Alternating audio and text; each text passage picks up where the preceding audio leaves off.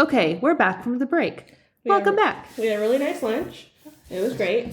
And we're going to get back into discuss. We left off talking about basically leading into for sale by owners and situations where, how your realtor gets paid and situations where it's not a good fit for your realtor. And I was talking about how if it got to a place with a client where I wasn't actually going to be making enough money for the transaction, I would just tell them, and a good realtor will tell you. And 99%, I think, of those situations are when buyers are looking at for sale by owner homes, right? For sale by owner and land deals are generally the ones where that's the situation. Right, because we left off with, I'm going to tell you if this doesn't work. As your realtor, I'm going to tell you that this transaction doesn't work for me because realtors are highly skilled and valuable humans who deserve to get paid for their time and energy and effort and love that they give you to get you to where you're going. And if you're not going to get paid for those services, then either this relationship isn't going to work out or it's this house that isn't going to work out. This particular transaction.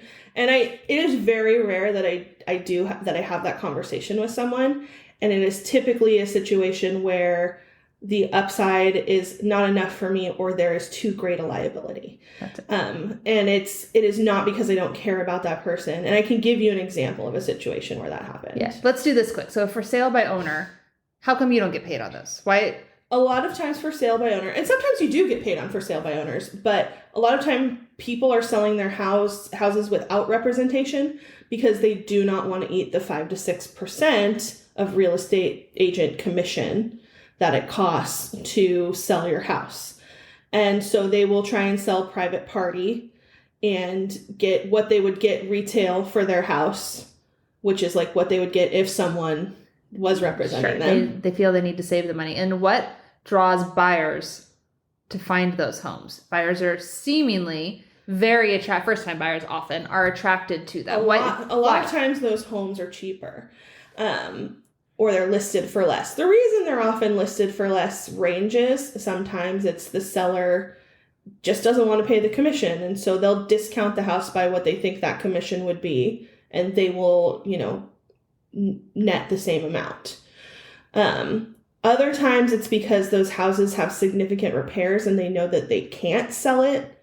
Like most realtors won't represent them because they have to make certain updates and they don't want to lose out on possible income.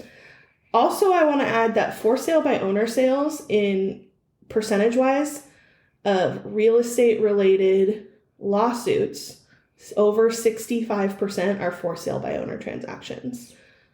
Shocker. People who are not licensed, not skilled, don't know real estate law are negotiating very litigious contracts involving high value assets. Shocker, that would lead to a lawsuit. And that's the thing. A lot of for sale by owner situations, there is a certain amount of disclosure that you have to make when you sell a property, regardless of whether or not you're a licensed realtor or not. And so one of the things that your realtor will do when they're helping you sell their house is they'll say, okay, what are the things we need to disclose? And they will go over what those things are. And that's any material defect that could affect the purchaser of the home or the safety of the home. So we're talking, there's a hole in the roof that we need to disclose. The electrical panel is not up to code. Big things. It can also be smaller things, but a lot of times it's big things that will cost your buyer a lot of money down the line if you don't tell them about. All right, hang on. I have a question. I have 2 questions. This is very interesting. If I just wanted to sell my house and stick a sign in my yard and negotiate my own sale, I have to disclose those things up front? You have to disclose them unless it's an as-is sale. Okay. And there are certain... We're getting into an area where I have to kind of be a lawyer to explain some of the stuff, but the short version of it is, yes, if you sell a house in the state of Oregon, and I can only speak to Oregon, I know it applies in other states as well, because I have friends who are realtors in other states, and it's a discussion we're always having. But in Oregon, if you want to sell your house and stick a sign in your yard, you still have to disclose what's wrong with the house to the buyer if you're, using a real estate contract. And it's your responsibility as the seller to disclose those things, because as the realtor, I haven't lived in your house.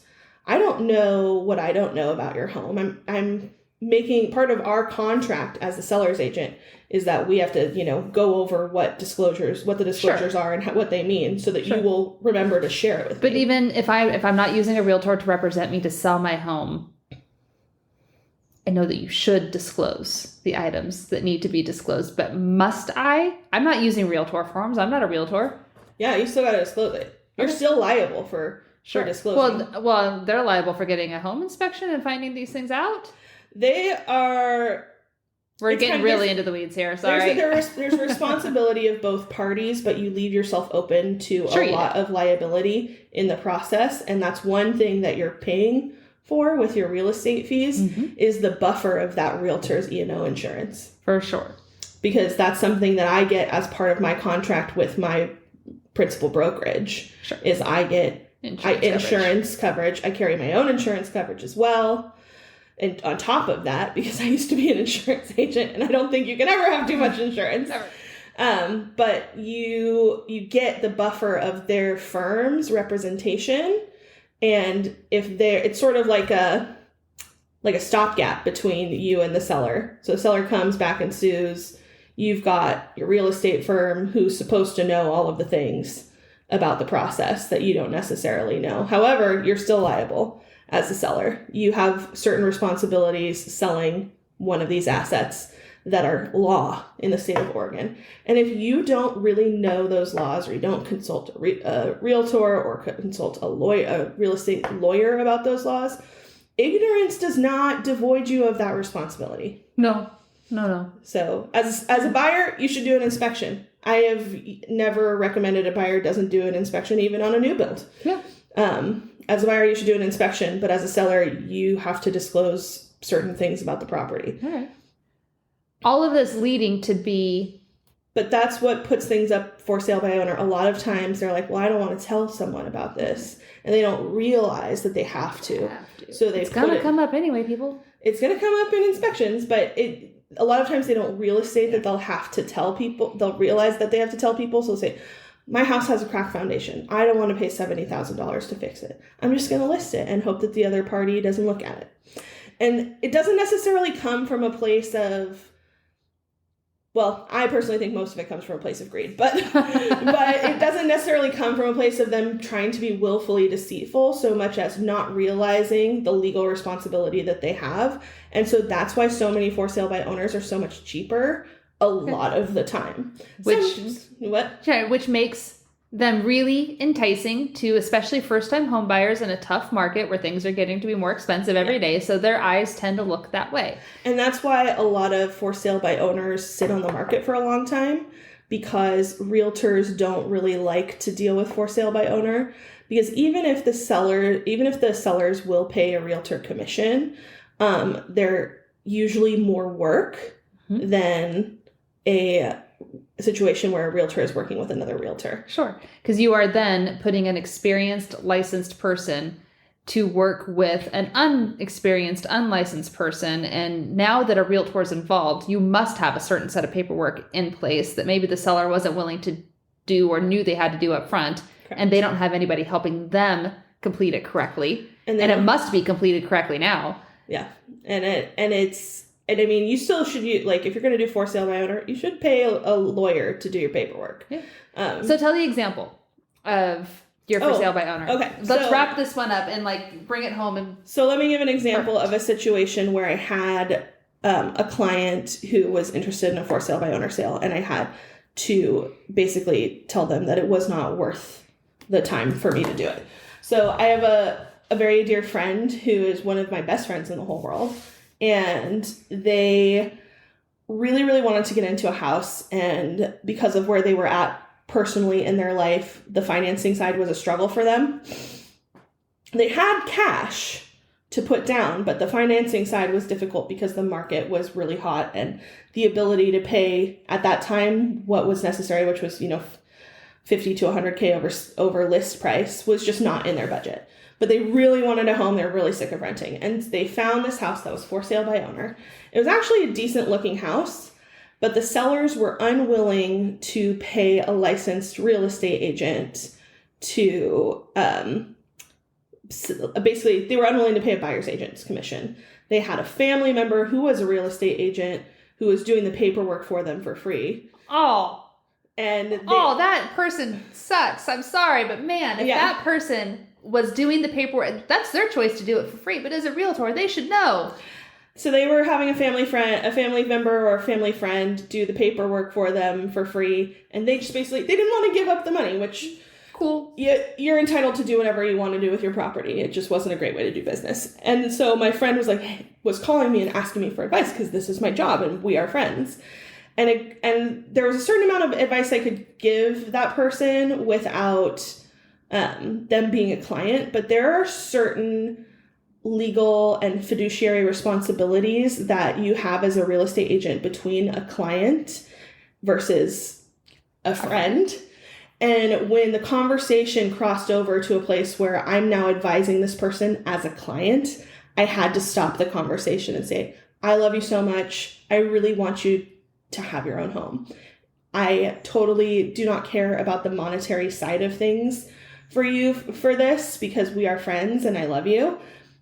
But we are now crossing into a territory where I am entering a legal liability of advice that I cannot be giving to you if you are not my client. And because this party isn't willing to pay me for my job, then you cannot be my client. And so I have to stop advising you here. I'm giving you X amount of advice that I would give any friend who asked me these questions. And now that we're getting into this section of the conversation where it was like, how do I negotiate this? What do I do next? Asking you to advise her and do your job. Doing my job without officially representing them. And I said, if I'm not representing you as a realtor and getting paid as a realtor, I cannot advise you any further on this. And that friend, we have a good enough relationship where that friend was like, okay, you know what? Okay, I get it. And that person ended up not moving forward with that transaction. And a few months later, they got to a place where they were able to get financing and they got into a great house. They have a killer house in a fun neighborhood and are settling in. But that's the sort of situation that we're talking about here. There we go. A good real estate agent will say that to you. Be honest enough to explain how it works and why it works that way. And so that's an example of a situation where, and for me, it wasn't even so much about the money. Honestly, most of the time for me, it's not about the money. Like, obviously, I'm here to make a living. We all are. And I am pretty shrewd when it comes to my business and the way that I manage it. But I care a lot about the relationships that I have with people, and I'm very intentional with them. And I never, ever want someone to be unclear about where I stand. And a good realtor will do that. They'll tell you, like, this is what I'm doing. I have no problem. If you ask me how much I'm going to make off your transaction, which isn't really a polite question, but I'll tell you, like, I don't have a problem. It's like, you don't ask random stranger. You don't ask most people what they make. It's, not a polite question, but I don't have a problem telling you. And I think I'm very much worth it. However, I want to make it clear that a good realtor usually cares about the relationship. The relationship is important to me and to all of the really talented, great realtors I know. The relationship is important. And I think the relationship too, but also getting your client into the right house at the right price that fits their needs and fits their budget, like setting your client up for success going forward. And the reason that I'm motivated to do that is because I care about the person on the other side of the table from me. And so that's it all ties together. So your good realtor will tell you if a house isn't worth it. And I'll have people look at stuff. The other thing you have to think about is when someone isn't willing to pay a realtor the average going rate for their time and money, that indicates a seller who is likely not very flexible or willing to negotiate. And so it's not all the time. Sometimes they are. Sometimes they're like, we have to pay less because we know that we're probably going to have to do this much in repairs on this house to sell it to someone. So we're just making a budget. And that's not abnormal, but more often than not, it is from people who do not want to give up any money and do not want to give up any time in order to make a transaction go through. So you have to keep that in mind too when you're looking at houses. Like, oh, this is a great house. Why has it been sitting? Look it on Redfin and Zillow, it will tell you how much the buyer's agent's commission is. If it's 1% or even 2%, it's probably why it's been sitting. Sure. That makes sense. And I'll tell people that too. I'll be like, it's because of this. This is how it works. If it's a good option, I'll tell them it's a good option. We should look at it. Sure. But I'll tell you how it works. But like, that's a thing to know. Okay. When it comes to how your realtor gets paid and how it motivates people to work. Okay. I'm sort of one of those people who's like, we should pay fair wages for good work. But, not everybody feels that way because capitalism. I feel that way. Don't worry. All right, so let's think through this. We've talked about where might you find a realtor reference, about people you know, about references your friends or family may give you. Once you've identified those people, how do you start talking to them? How do you start vetting who your person's going to be? And when we talked about that, we talked about how a realtor gets paid and some of the questions to ask. Some of the questions to ask to figure out who you're going to choose for your person. And we talked about, what kind of time does that realtor have? That was a good thought. I'm glad you liked that one. That's in my mind now. I think we should talk about what questions to ask a realtor as far as what they know about the areas you're interested in working in. Okay, how important? All right, so that's a very good question. How important is it that a realtor is a neighborhood specialist? All right, we're gonna have to be specific because it varies. It varies. In Portland, because this is where we live, you see sometimes neighborhood specialist. Is that important? What do people need to know about the areas you're looking in here in Portland? Because we are very close to Washington. Oftentimes, realtors are licensed in Oregon and Washington, so they can do work in both Portland and Vancouver. Yeah. Is that good? Is that bad? I think it's a good thing to, after doing something long enough, you learn a lot about everything, is my answer to that.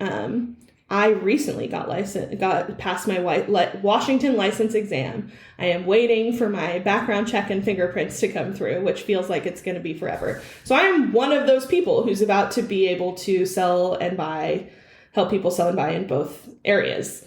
For those of you who are not familiar with this area, the river separates Portland and Vancouver, Washington. And on a no traffic day, it's 2.5 minutes between the two. On a traffic day, it's going to take you 35 to cross the bridge. Yeah, it just depends on the day. It's really, really common, at least I find, for people moving from high cost states like California and New York and Massachusetts, where cost of living is high and cost of living is much lower, but you have a lot of the same amenities here. A lot of people elect to move to Southern Washington, especially like if you are one of those people listening to this and maybe your company's IPO just cashed you out and you're sitting on a big chunk of money and you're like, what do I do with it? A lot of people will move to Southern Washington because it's right by Portland. You got all the fun stuff, but you have no income tax, and that's nice. Yeah. There are some financial benefits to both. So that's why people get licensed in both areas a lot of times, is because it's not uncommon. Also, the Southern Washington school districts are better than a lot of the school districts in Portland with lower cost of living. So the good school districts here are in like Westland, the high cost neighborhoods, Westland, Lake Oswego, and other a few high cost pockets here in Portland, where you could live in a very, very, very nice house in Camas, Washington, which is in Washington, which has a better school district than some of those places, and you just get a lot more for your money. So, and no income tax. Again, we like that a lot. I'm the child of a CPA, so you're going to hear me talk about income taxes a lot. Also the grandchild and niece of a CPA, so it's the thing I think about all the time. But yeah, my answer to your initial question is how important is neighborhood specialization? Neighborhood specialization is not as important as you would think it is. What is important is that you ask your realtor how many sales they've done in a given neighborhood. I just disclosed to the entire internet that I'm just now getting licensed in Washington. I have no problem telling you I'm not familiar. In fact, I had a client who, is looking to move up here from California and wants to be in Southern Washington because they're high income earners and they can basically get, a 15% raise just by moving to Southern Washington, but they can do all the fun stuff in Portland that they want whenever they want. And they were like, they contacted me before my Washington licensure I passed the test. And I was like, here's the deal. I know the area because I've been there several times, but I'm just now getting licensed. I would like to bring on someone who has more experience to work with us, who knows the area better than I will. So that is my answer, is your agent being honest about their experience in that neighborhood? I personally find benefit in consulting another agent who is familiar with areas I'm not familiar with. I will always disclose that to my clients. I'll introduce them to the other party, and I will pay that agent what they're owed for their consultation. You'll work with me most of the time, but you're bringing on an expert to round out your team. Yep. And so that's one way to do it. Another thing is, like, I've had people ask me if I will sell them stuff in Salem, and I will say absolutely not. I will not do that, because one of the reasons is it's very far for me to drive, and two, I don't know anything about the Salem market. I am not the person to help you find a house in Salem. I really specialize in the metro area and surrounds. And soon, hopefully, Southern Washington. I'm going to do several deals with more experienced Washington agents before I do it all on my own. But I would say neighborhood specialty does not matter, because the laws are the same in the state no matter where you are. But honesty in what you know about that neighborhood is really important. And the other side of it is, we have a lot of tools available to us to tell you if it's a good price. I know how to look at a set of numbers. I know how to look at the last 3 months of sales in a neighborhood, where to find those numbers, and tell you if a house is accurately comped. So those are universal to everyone everywhere. Everyone has those tools. So that part is not a thing that I worry about when it's a neighborhood specialty. But when it comes to neighborhood specialties, like, how is this area for homelessness, which is a big question I get here in Portland. I know that pretty dang well, like all over the city. But I'm not going to know that as well for Vancouver. So that's where I'm going to depend on a more experienced agent. Sure. So that's where the neighborhood specialty thing Or at least area. Neighborhoods in Portland, anyway, can be small street by street. Yes. You can live on street A and be in neighborhood A, and street B next door and live in neighborhood B. And Portland also, I think it's important to let people know that Portland has like 90 distinct recognized neighborhoods within the city limits itself. That's not even before we get into the cities that make up the suburbs and their neighborhood systems. But we have a very strong neighborhood system here in Portland. And so when we talk about neighborhood specialization, that's what we're talking about. But if you see signs where they're like, I don't know, Laurelhurst neighborhood specialist, like... My guess is that they live in that neighborhood. They probably live there or lived there, or they just like selling houses there because the median sale price is $950,000, and so they're farming that neighborhood. That's a term we use, farming it, to get business there because they like the results and the people that they work with in that neighborhood. So I would say neighborhood specialization is a marketing ploy, and the better thing to ask is, have you sold houses in this area before? Are you familiar with it? Can you refer me to any of your clients who've recently done a transaction with you in those neighborhoods? Good. I have no problem. Once I get permission from a client, I will gladly give my new clients their phone number. Saoirse is the referral queen. She, like, you need somebody, she's got somebody, and she is happy to share and give you all the information. Yeah. And I have no problem, I also have no problem telling you what I don't know, because I don't think it does me or you any good for me to lie about it. But some realtors will not. And if they get kind of funny about it, that's probably a good sign that they are not really honest. And you want really honest people when you're doing things like this. That's awesome. Yeah. All right. So there's my answer to that. That's very good. I think we've covered a lot of things. We have. I think what we're going to do is we're going to do a follow-up to this episode. And that follow-up is going to be specifically how to learn how to choose a realtor who specializes in investment properties. Ah, I love that subject. All right. But we're going to do that on another day, because I think we've maxed our limit. I think we have. We've really enjoyed talking to you guys today. But hopefully you enjoyed it with us. I hope so too. I don't know. Sometimes we're just this is me and Shannon sitting at her dining room table talking to each other. Having a fun time talking about what we know and sharing information. And that's how this whole thing started. we were talking about it on our break that we wouldn't be doing this if it wasn't fun for us. So we hope it's fun for you too. It is. And I kind of think that we would just be sitting here having these conversations anyway. So we just happened to hit record. Yeah, that's pretty much what it is. So thank you so much for joining us today on the Laddercast. I hope that this has been informative for you. As always, check out our website. We have lots of, well, we don't have lots of things on our website. It's very basic, but we have a contact page. And if you have questions, we have lots of answers. You can literally submit a question on our contact page. One of us will actually receive it, and one of us will actually answer it. Oh, yeah. Because we are just the two of us doing this in between Shannon's partner walking in and out of the room. So maybe one day we'll be in an official place with a closed door, but we can only hope. Again, thank you for joining us on the Laddercast today. And we'll see you next time. We'll see you next time. Bye.